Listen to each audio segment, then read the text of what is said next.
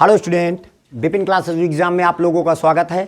आज हम त्रिकोणमिति यानी कक्षा 10 के त्रिकोणमिति 8B के अगले क्वेश्चन से हम बात चर्चा करेंगे। पिछले वीडियो में आप लोगों ने देखा कि वहाँ पे हमने क्वेश्चन नंबर 5 तक आपको हमने कंप्लीट कराया है, यानी पूरा क्वेश्चन आपको 8B पूरी कंप्लीट हमने आपको समझाया है।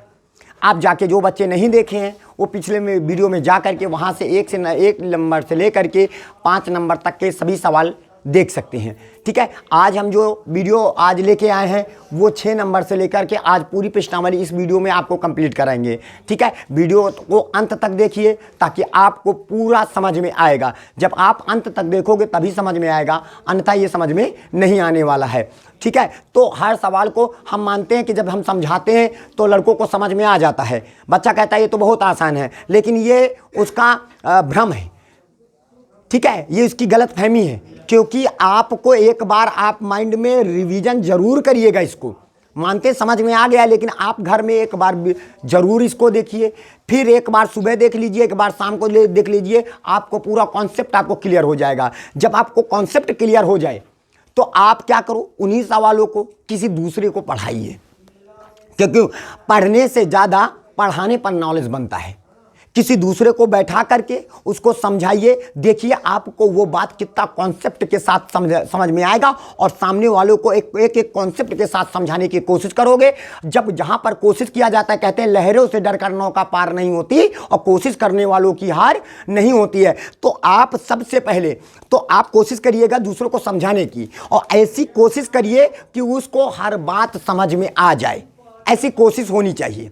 ठीक है, तो हम चलते हैं क्वेश्चन में, ज़्यादा वक्त ना बर्बाद करते हुए, क्योंकि आप हमसे ज़्यादा समझदार हो। आपको क्या पता, ये तो पता है क्या गलत है क्या सही है। बस राह जैसे हनुमान जी तो उनके पास बहुत शक्ति थी, लेकिन अगर जामवंत ना होते तो उनको उनकी शक्ति का आभास कौन कराता।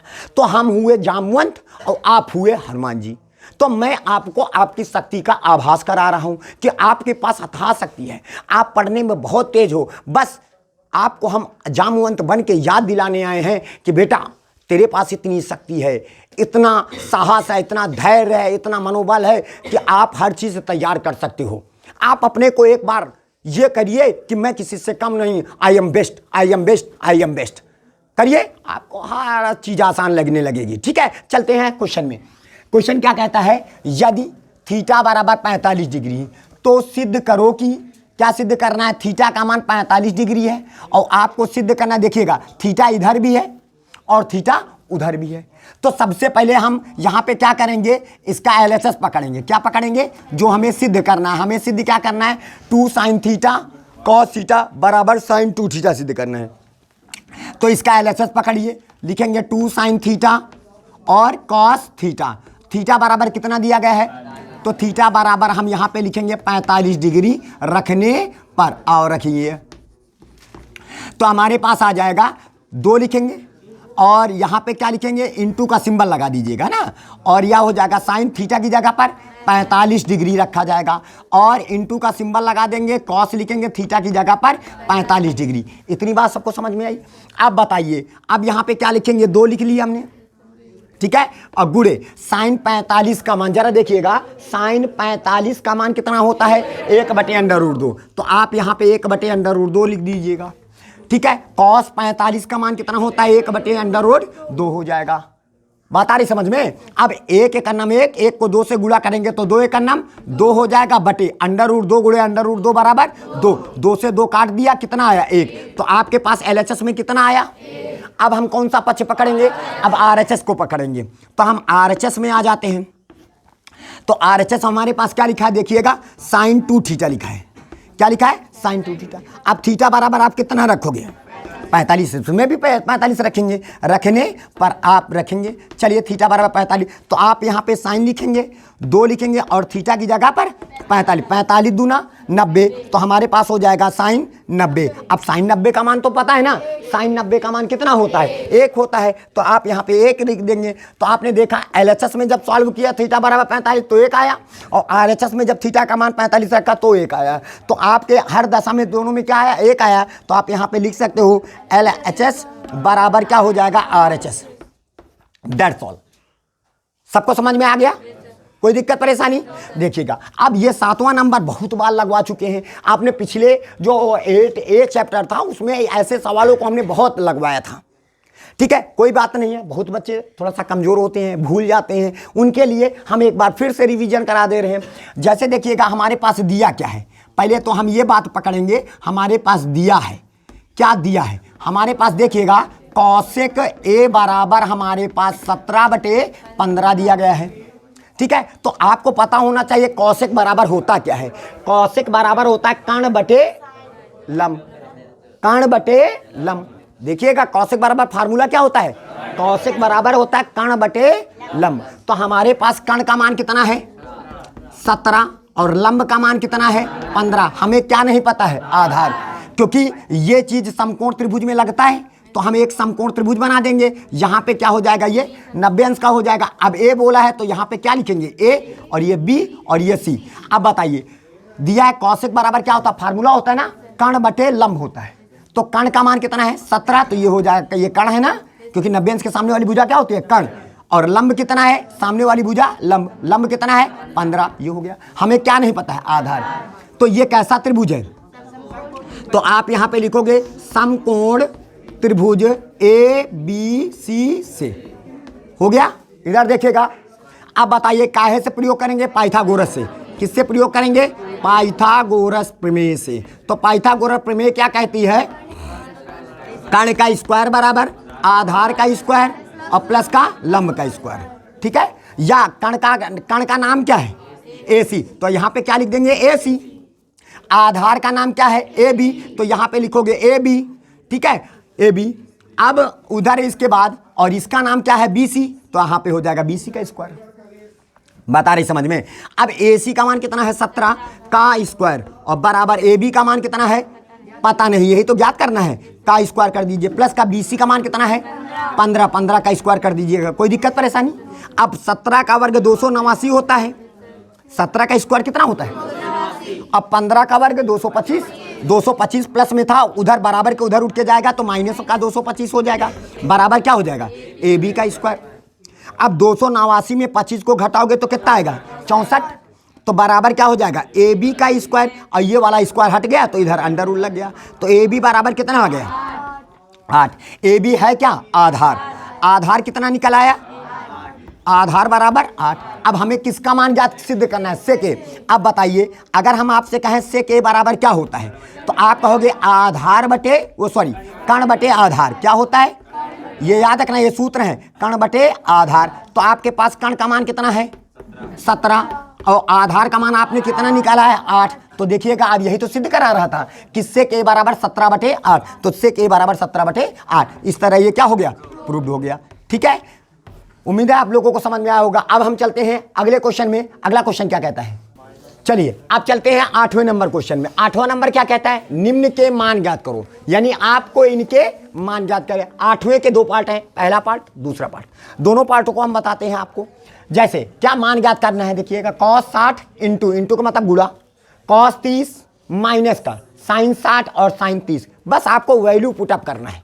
ठीक है, तो सबसे पहले cos 60, जरा देखिए cos वाली लाइन में जाओ, उधर से 60 से नीचे उतरो।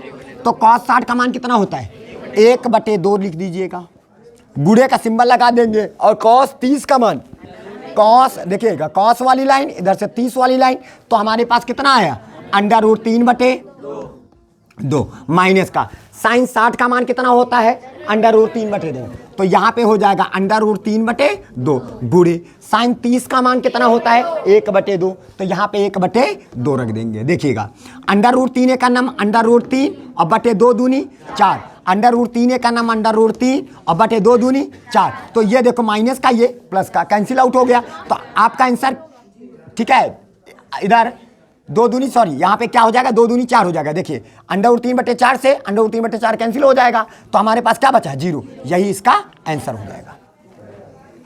नहीं आया? अगला क्वेश्चन देखते हैं। देखिएगा, cos 60 का मान अभी क्या हो? 1/2। तो cos 60 की जगह पर 1/2 गुणे cos 30 का मान कितना होता है? √3/2 लिख दिया। फिर प्लस sin 60 का मान कितना होता है? √3/2 रख दिया, गुणे sin 30 का मान कितना होता है? 1/2, 1/2 रख दिया।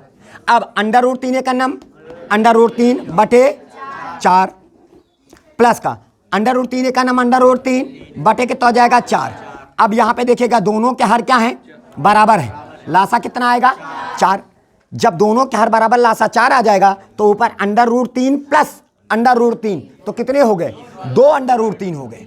नहीं समझ में आया, नहीं आया? दोनों के हर बराबर लासा 4 हो जाएगा, √3 प्लस का √3 बराबर कितना हो जाएगा, 2 √3। तो 2 एक का नाम 2, 2 दूनी 4, तो हमारा आंसर कितना आ गया, √3 बटे कितना हो जाएगा 2। नहीं समझ में आया? यही आपका क्या हो जाएगा आंसर, दैट्स ऑल। कोई दिक्कत किसी को? चलिए अगले क्वेश्चन में चलते हैं। फिर इसमें भी कहा है निम्नलिखित के मान ज्ञात करो। अब इनके मान आपको क्या करना है, ज्ञात करना है। तो मान कैसे ज्ञात करोगे, जैसे tan 30 लिखा है तो tan 30 का मान कितना होता है, 1/√3 गुणे लगा दीजिए। cot 60 का मान कितना होता है, cot 60 का मान 1/√3 हो जाएगा। तो आप इसको एक एक नाम और √3 को √3 से गुणा करेंगे तो 3 आ जाएगा। तो आपका जो आंसर आएगा 1/3 आ जाएगा, दैट्स ऑल। कोई दिक्कत किसी को? अगला क्वेश्चन, जैसे sin 30 का मान कितना होता है, 1/2 गुणे sin 60 का मान कितना होता है, ठीक है, √3/2। तो आपने √3/2 लग दे गुणे।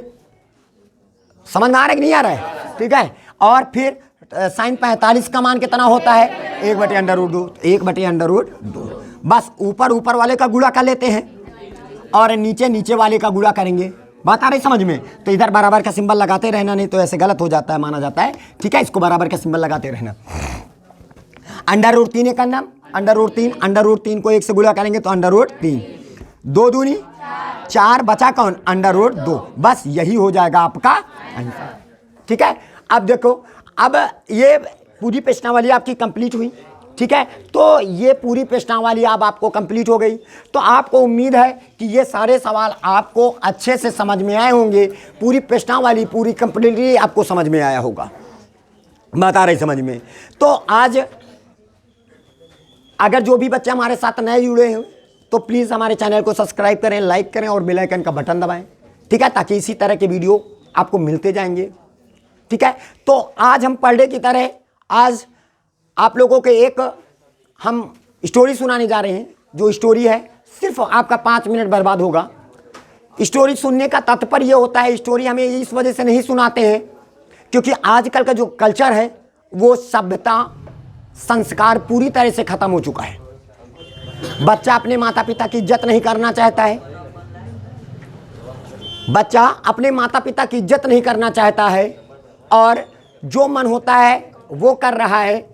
वो किसी प्रकार की किसी का और किसी प्रकार का उसको कोई शर्म नहीं है कि उसके वो क्या कर रहा है क्या नहीं कर रहा है, कर अपना रहा है। दोष उसके पिताजी के ऊपर चढ़ता है, दोष उसके पिताजी के ऊपर चढ़ता है। ऐसी ही आज एक स्टोरी लेकर हम आप लोगों के सामने आए हैं।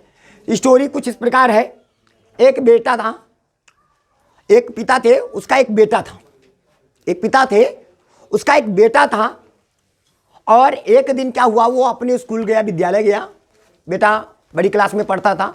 ठीक है, तो स्कूल गया तो वहाँ के उनके दोस्त जो थे वो मोटरसाइकिल से आते थे। काहे से आते थे? मोटरसाइकिल से आते थे।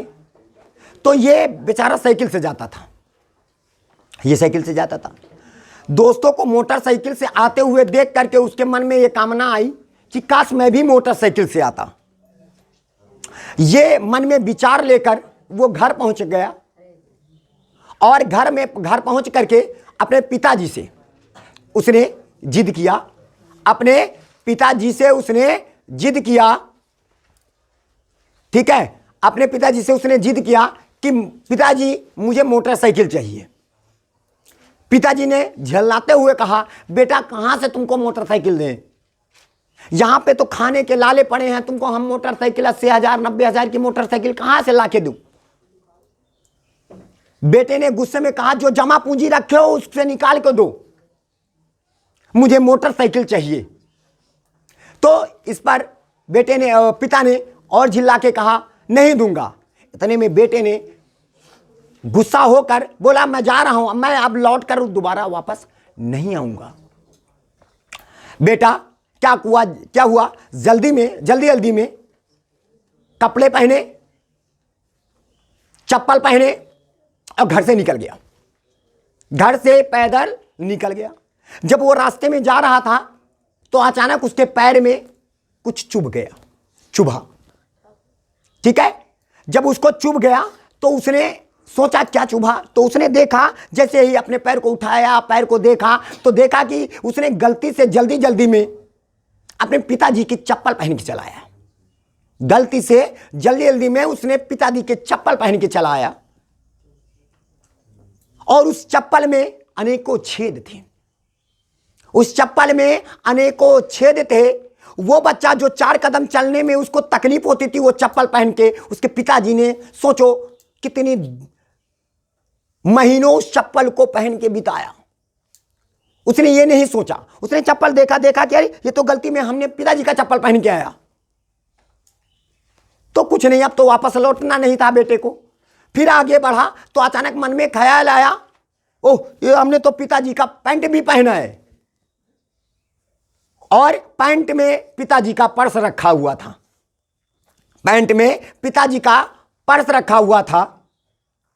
और जब उसने सोचा कि पर्स रखा है पिताजी का, हो सकता है पिताजी इसमें कुछ ना कुछ पैसे जरूर रखे होंगे।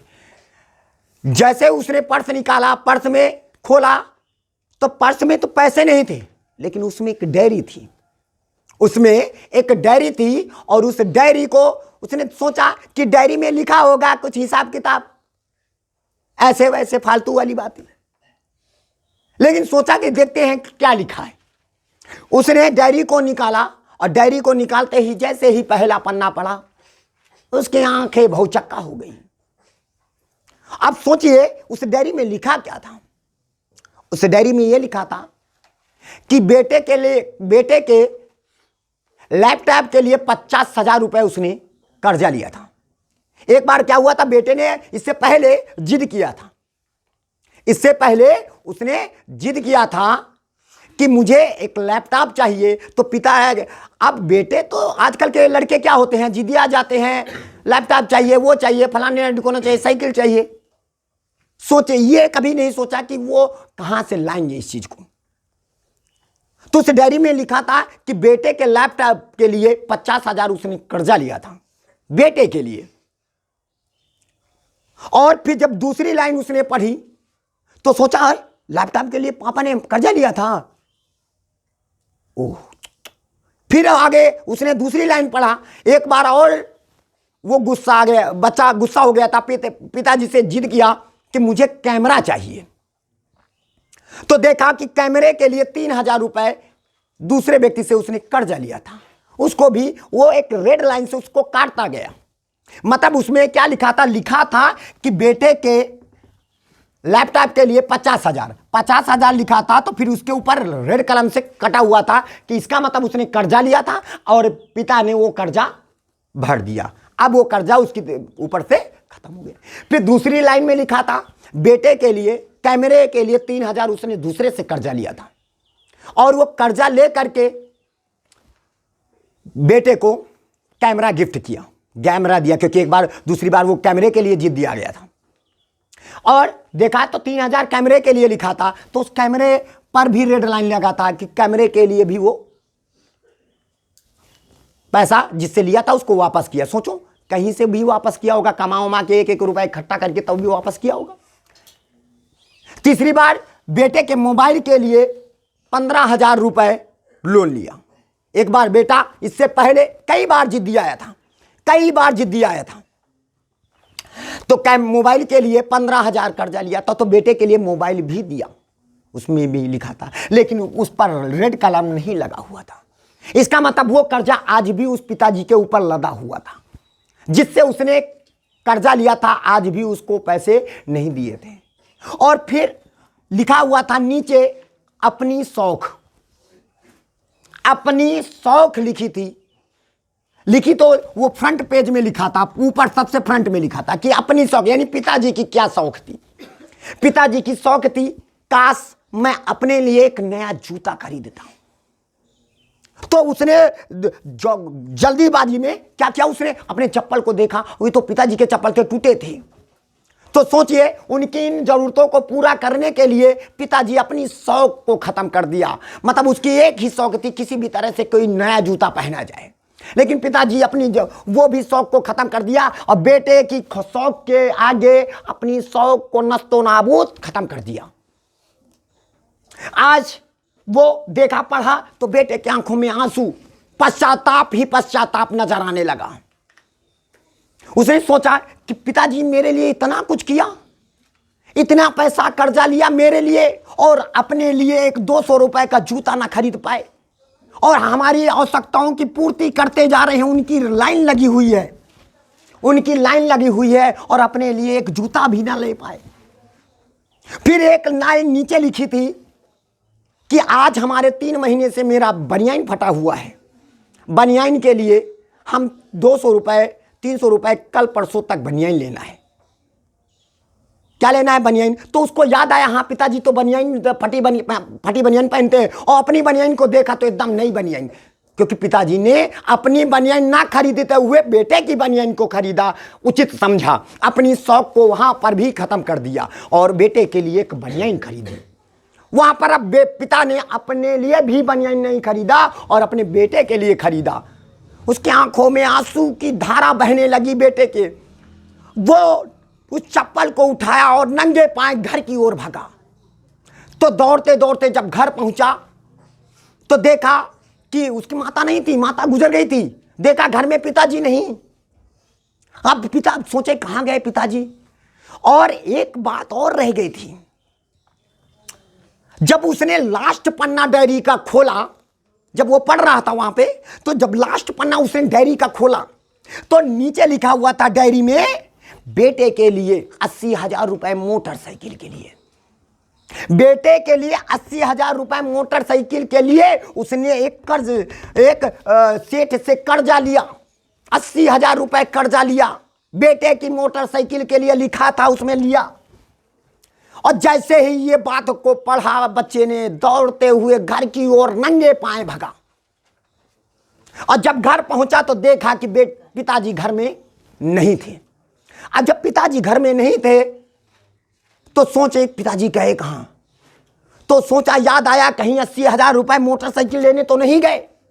तो बेटा दौड़ता हुआ एजेंसी की ओर पहुंचा। एजेंसी की ओर, एजेंसी वहां से 3 किलोमीटर दूर था।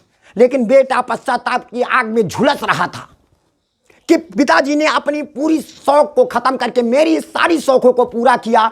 आज उनके पास जूते नहीं है, फटे चप्पल पहन रहे हैं, फटी बनियान पहन रहे हैं, लेकिन मेरे लिए अनेकों जोड़ी कपड़े, अनेकों जोड़ी बनियान, अनेकों जोड़ी जूते, हर चीज की आवश्यकताओं की पूर्ति करते गए। लेकिन मेरे लिए एक भी, अपने लिए एक भी बनियान ना, एक भी जूता ना, एक भी चप्पल लिया। दौड़ते हुए एजेंसी गया, देखा कि पिताजी ने एक मोटरसाइकिल खरीद लिया, डिपॉजिट कर दिया पैसा, और जाके लड़का बेटे की गले में लपट गया। बेटा पिताजी के गले में लपट गया, लपटते रोते हुए बोला, मुझे नहीं चाहिए पिताजी मोटरसाइकिल। पिताजी ये बात समझ ना सके कि ये कैसे, पिताजी ये बात नहीं समझ पाए। तो पिताजी ने बड़े प्यार से लुनार से पूछा, क्या हुआ बेटा? बोले पिताजी मुझे मोटरसाइकिल, मुझे किसी चीज की आवश्यकता नहीं, मुझे बस सिर्फ आप चाहिए, मुझे कुछ नहीं चाहिए, मुझे कुछ नहीं चाहिए, ना मुझे अब लैपटॉप चाहिए, ना कुछ नहीं चाहिए, ना मोटरसाइकिल चाहिए, मुझे कुछ नहीं चाहिए, मुझे सिर्फ आप चाहिए। पिताजी ने पूछा, क्या हुआ बेटा, बोलो तो पहले। तो बेटे ने जवाब दिया, पिताजी मैं गलती से आपका चप्पल पहन के चला गया। वो चप्पल पहन के चला गया जो आप 3 महीनों से उस चप्पल को पहन के बिता रहे हो। मैं 4 कदम भी न चल पाया उस चप्पल को पहनकर, आप महीनों बिता दिए उस चप्पल को पहन करके। आप 5-6 महीनों से लगातार उस फटी बनियान पहन के गुजार रहे हो, मैं एक दिन फटी बनियान ना पहन सका, एक दिन भी ना फटी बनियान पहन सका। ये सब डायरी में लिखा था पिताजी, हमने डायरी में पढ़ा। मुझे नहीं पता था पिताजी, आपने मेरे लिए इतना त्याग, इतना बलिदान किया, मुझे क्षमा कर दीजिए। तो पिताजी ने, क्योंकि पेरेंट्स की जो ममता होती है वो अथाह होती है, इतनी बड़ी ममता आप कहीं नहीं पाओगे। यानी कहने का तात्पर्य है, जो भी पिताजी तुम्हारे लिए कहते हैं, करते हैं, अगर आपको कोई भी चीज की जरूरत होती है, आप उनसे जब मांगते हो तो आपके पिताजी आपको मना कर देते हैं, तो ये सोचिएगा कोई कारण जरूर है, तभी आज हमारे पिताजी ने हमको मना किया है। हो सकता है उनकी जेब में वो पैसे ना हो सकता है कि पिताजी के जेब में पैसे ना हो, लेकिन कुछ समय बाद सोचिए आपकी उन जरूरतों की पूर्ति हो जाती है। लेकिन कभी आप लोगों ने ये सोचा है कि पिताजी उन जरूरतों की पूर्ति कहाँ से किए? अभी तक जब हमने मांगा तो पिताजी ने पिछली जेब में और दाएं बाएं दोनों जेबों में, तीनों जेबों में हाथ डाला तो वहां पे पैसे नहीं थे आपकी नजरों के सामने। फिर थोड़ी देर बाद कहते हैं बेटा अभी थोड़ी देर बाद हम पैसे की व्यवस्था करते हैं या उस सामान की व्यवस्था करते हैं। सोचिए उस सामान की व्यवस्था वो कैसे करते हैं? 5 मिनट में ऐसा कौन सा पेन हिला लाते हैं जहां पे आपकी वो लेकर के पैसा आपको देते हैं? सोचिए किसी से कर्जा मांग के ही तो लाते होंगे। सोचिए किसी से कर्जा मांग के आपको लेके आते होंगे, तभी आपकी सारी आवश्यकताओं की पूर्ति कीजिए। तो हम ये आपसे इस कहानी का तात्पर्य यह है कि आपके पिताजी आपके लिए कुर्बान है। आपकी सारी आवश्यकताओं की पूर्ति के लिए वो दिन रात तपस्या करते हैं। बस सिर्फ आपसे एक ही बात मांगते हैं कि काश मेरा बेटा पढ़कर मुझसे अच्छा बने। कहते हैं ना, माँ अपने बेटे को गोदी में लेकर चलती है और पिता अपने बेटे को कंधे में बैठाकर चलता है। पिता अपने बेटे को कंधे में बैठा कर चलता है। कंधे में बैठाने का तात्पर्य होता है कि बेटा जहां तक मैं देख ना पाऊं वहां से मेरा बेटा देख पाए, उससे ज्यादा देख पाए। क्योंकि पिताजी इतने बराबर देखेंगे, जब बेटे को कंधे पर बैठा लेते हैं तो बेटे का सर ऊपर हो जाता है और बेटा पूरी, जैसे हम लोग मेले में जाते हैं तो देखा होगा पिताजी अपने बच्चों को कंधे में बैठा के लेके चलते हैं। क्यों? क्योंकि भीड़ में पिताजी पूरी तरह से नहीं देख पाते हैं, लेकिन अपने बेटे को कंधे में बैठा करके पूरा मेला दिखाते हैं कि भीड़ बहुत है बेटा, आप कंधे में चढ़ जाइए, आप पूरा मेला देखिए ऊपर से चढ़ करके। ये होता है पिता का बलिदान। तो हम ये कहते हैं कि आप अपने पिताजी की कोई भी आवश्यकता हो तो एक बार सोच समझ के उनकी सामने आवश्यकता जो भी होती है उनकी मांगे रखा करें। अगर नहीं दे रहे हैं तो कुछ सोचिएगा कि क्यों ऐसा कर रहे हैं, हो सकता है उनकी कुछ मजबूरियां हों। तो ऐसा कभी मत करिए कि ऐसा काम मत करिए जिससे आपको माता पिता को तकलीफ हो, परेशानियां हों। बात आ रही समझ में? तो बस आज की स्टोरी इतनी ही। बस हमें यह समझाना था कि आपके पिताजी सिर्फ आपसे इतना मांगते हैं कि मेरा बेटा पढ़ लिख कर कुछ बन जाए। इसी के साथ मैं आज से विराम लेता हूं और इसी के साथ वीडियो को एंड करता हूं। जय हिंद, जय भारत।